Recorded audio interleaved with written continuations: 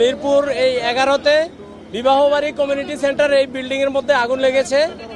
তো আমাদের খবর পাওয়ার সাথে সাথে আমাদের nearest fire station Pallabi fire station এখানে পৌঁছায়। পল্লবী ফায়ার স্টেশন থেকে দুইটি গাড়ি, অর্থাৎ এই গাড়ি দুটো পৌঁছানোর পর আগুনের ভয়াবহতা দেখে যে 6তলা বিল্ডিংয়ের 6তলায় আগুন জ্বলছে। তো আগুনের ভয়াবহতা দেখে তারা সাহায্য চায়। এর পর আমরা আমাদের আরও পার্শ্ববর্তী ফায়ার স্টেশন কর্মীটোলা ফায়ার স্টেশন এবং মিরপুর ফায়ার স্টেশন থেকে আরও ইউনিট পাঠাই।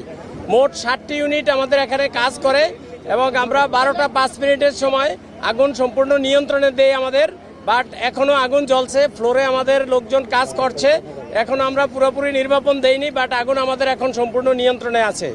আর এই বিল্ডিংটা মাঝে মাঝে 2-1টা ফ্লোর খালি আছে এবং যেই ফ্লোরে আগুন লেগেছিল ওখানে শুধু পরিত্যক্ত মালামাল, কাগজ, বিভিন্ন ফার্নিচারের পরিত্যক্ত পুরানো মালামাল, এগুলোতে আগুন জ্বলছিল।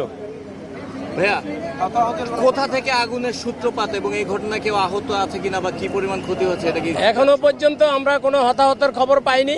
আমার মনে হয় না যে কেউ আহত বা নিহত হয়েছেন।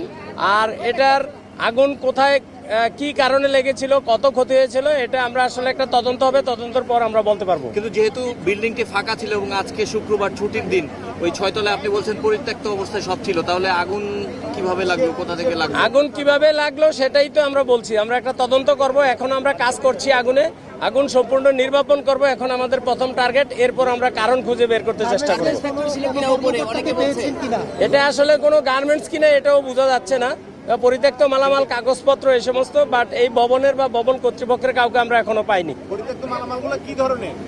পুরানো ফার্নিচার, পুরানো কাগজপত্র। কোনো কাপড় বা কিছু ছিল? না, কাপড় জাতীয় কোনো কিছু ছিল না।